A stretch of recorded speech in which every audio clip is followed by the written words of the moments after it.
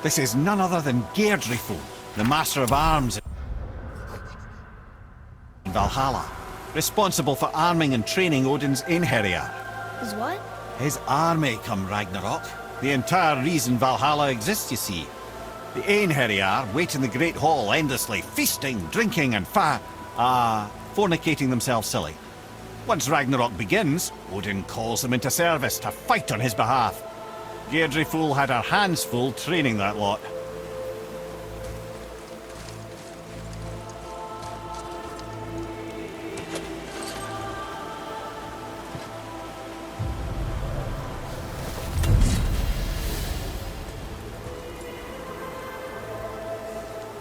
Ah, here we have Air, the healer.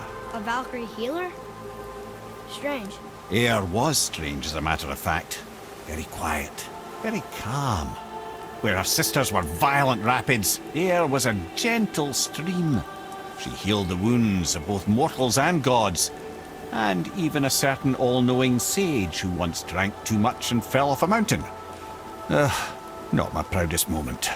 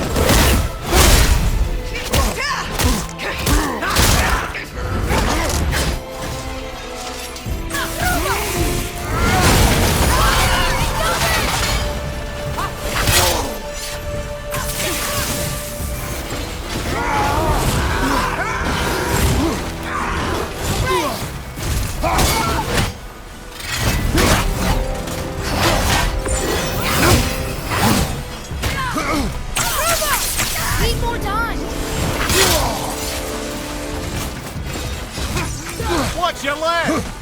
You're gonna be alright!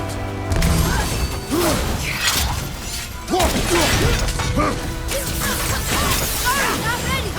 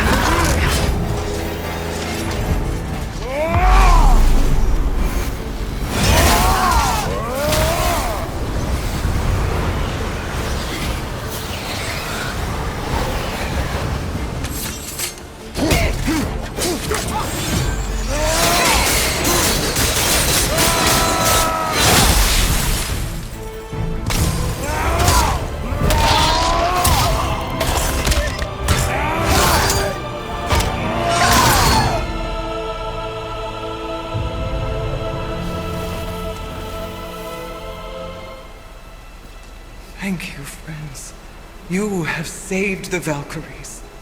Sigrún, how did this happen? Mimir, is that you? You have been freed, but... Freedom comes at a price, milady. You speak truly. Countless winters we serve the All-Father. But only through his union to the Queen did we ever taste some measure of freedom. But aren't you the queen? There has only been one Queen of the Valkyries, the goddess Freya. When Odin severed her wings, I served in her absence, but it wasn't enough for the All-Father. He used an archaic piece of magic, corrupting my sisters. I tried to contain the damage by imprisoning them in places where they could cause no harm, but soon I lost myself as well. Sigrún, I'm sorry for being so worthless. I could have done something, or tried at the very least. What will you do now? I must reunite with my sisters. Together we can restore balance to the realms. You have the eternal blessings of the Valkyries.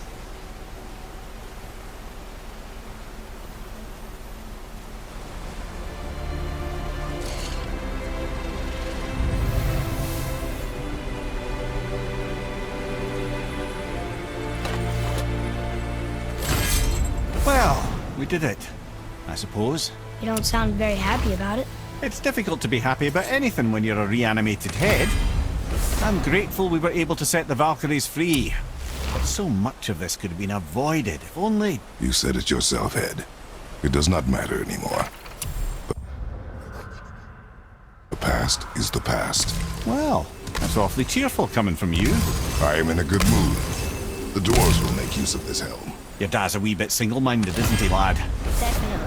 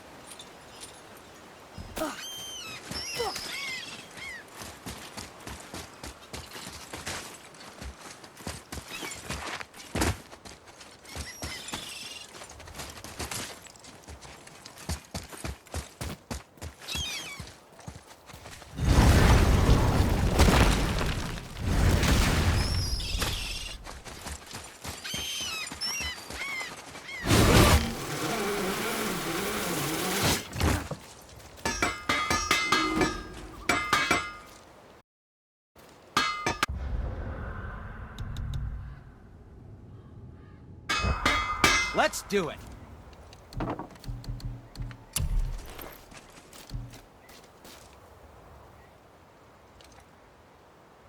Enjoy cutting trees. You just cut trees with that, right?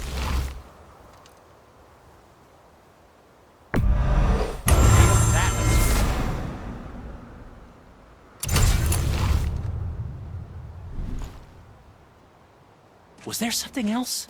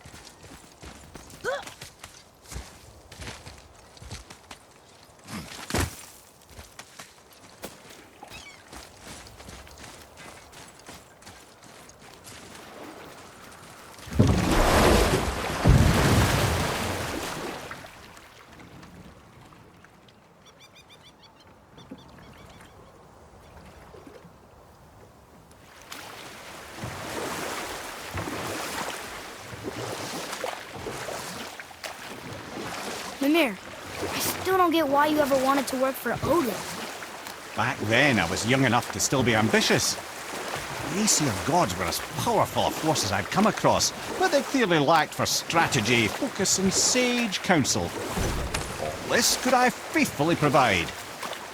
And so, a stranger from a far-off island found himself with Odin's ear, trusted as he trusted no one but himself. And with that kind of power, laddie, I must confess, there are perks. Yeah, but he's Odin. I never claimed to be perfect, laddie, only clever. And often too clever by half. So what'd you do to get Odin so mad at you? Well, for a long time my job was to enable Odin, and I was fucking excellent at it. Gradually, as I grew more to care about people and the world, my job became to contain him, to protect him from himself. By serving peace, I served his interests as well, that's the truth. But he saw it as disloyalty. No longer trusting my motives, but not wishing to part with my brain or tongue, he bound me to a tree and adopted a new pastime of casual torture. Well, I'm glad we came along to cut off your head. Aye, lad. Lucky break that was.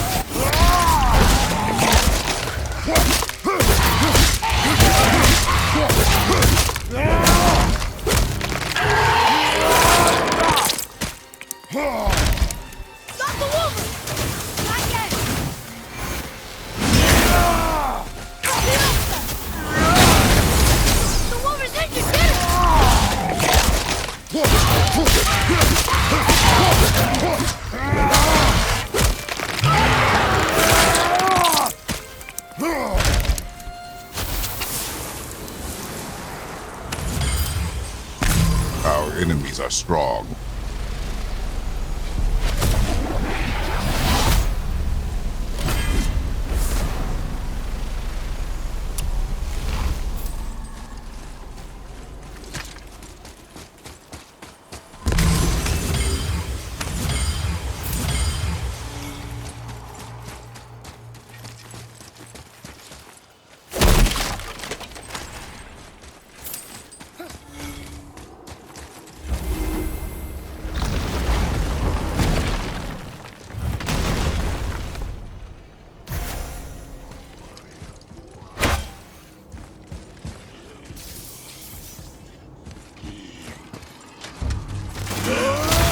Ready yourself!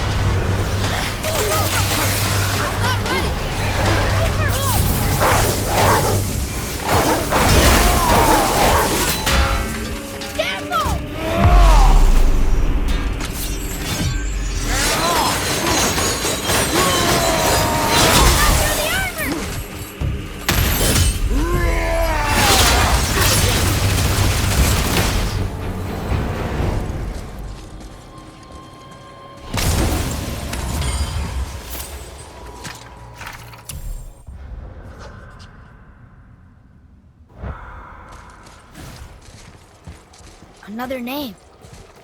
Ulrich. It's as if they've been made into a memorial to the Valkyries.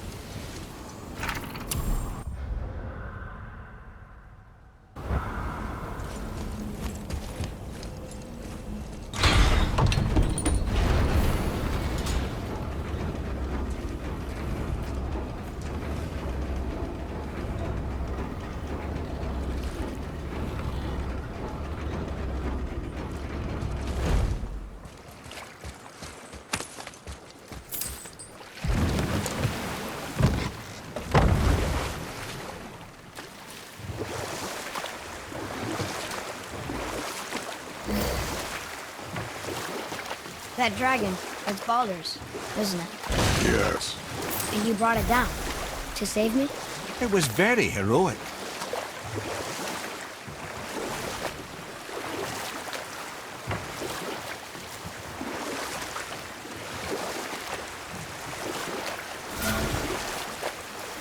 You're familiar with the tale of Skoll and Hoti, bringers of day and night? Oh yeah, the wolf guys. Aye. They were born of the archwolf Hrothgwitnir, a great nemesis of the Aesir gods. You know what? I'll tell this one later.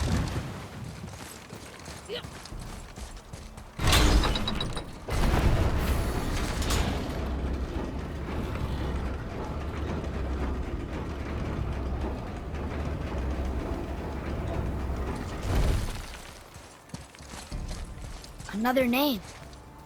Hildur. That's all the ones I see. How are we supposed to light the braziers on a tower that's not there? Someone who loved the Valkyries enough to do this? I wonder. Perhaps the Queen?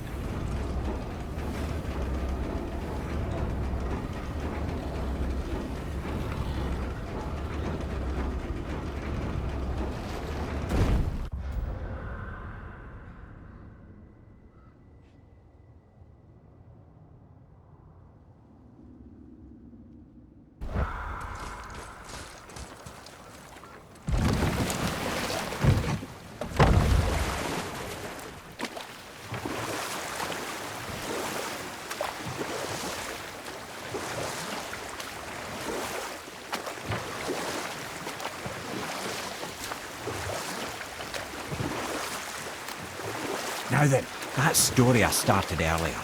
I was going to tell you of Skoll and Hoti, the bringers of day and night. Odin captured them as pups and kept them in the kennels of Asgard to hold his foe at bay. But when the sun and moon grew mutinous and stood still, Odin put Skoll and Hoti to use. With his ancient magics, he cast the wolves to the heavens, and they began their chase. And long shall they chase, but not endlessly. For it is foretold that someday Skoll and Hoti will catch and devour their prey. And that day shall be Ragnarok, the twilight of the gods. But Ragnarok is supposed to be Odin's doom, isn't it? Why would he set the wolves loose if it fulfills the prophecy? Precisely the question, lad. It's always about control. The wolves determine when Ragnarok begins, and now he controls the wolves. A battle fought on his timetable is a battle he better stands to win.